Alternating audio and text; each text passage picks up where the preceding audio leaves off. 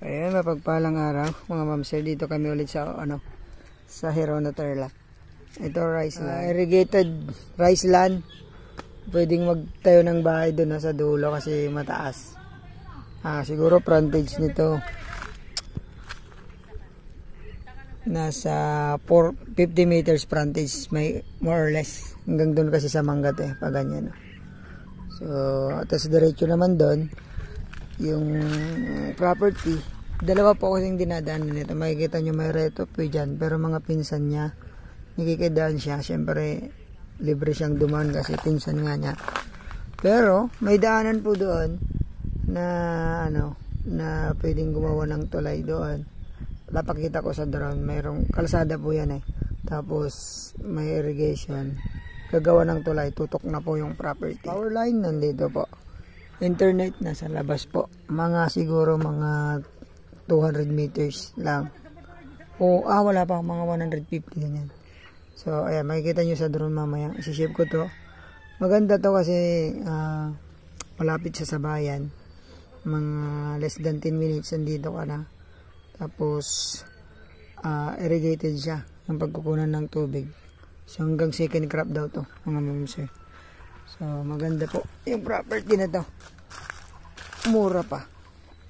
Ang pinaka lang issue nito, yun nga, yung di pa nakagawa ng tulay doon, pero tutulong daw po yung seller natin. Tignan natin sa banda sa dulo. Ang daming tilapia ni tatay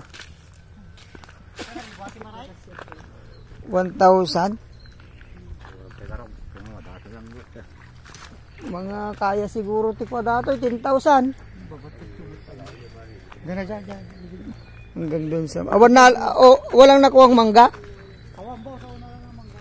Wala, sayang naman.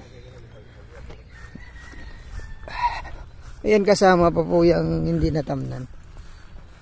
Hanggang doon. Sumahaba yung frontage dito. Uy, galing Glakla ko kay boss? Pangsito lang? Hanggang dito. Yung boundary.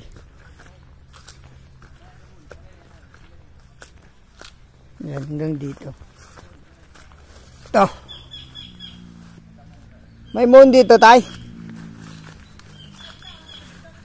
May moon daw dito, sabi ni kuya. Ito. Ang laking mohon. So ito, may mohon siya. Hanggang doon, so nasa talaga. Nasa 50 meters din, diretso doon. Ayun, mayroong kalsada po doon yung dumadaan na motor. Ayun, yung mga dumadaan doon. Gagawa ng tulay doon. Gagawa ng tulay diretso. Pwedeng magpatay ng bahay dito, no, kuya? Kasi mataas walang baha. Wala daw, sabi ni kuya. Meron na rin po silang kuryente doon, meron pa dito. Mayroon pa doon, 3. May internet. Ayan po. 1.1 hectares. 250 per square meter. Tawad tayo mga ma'am sir. God bless sa ating lahat.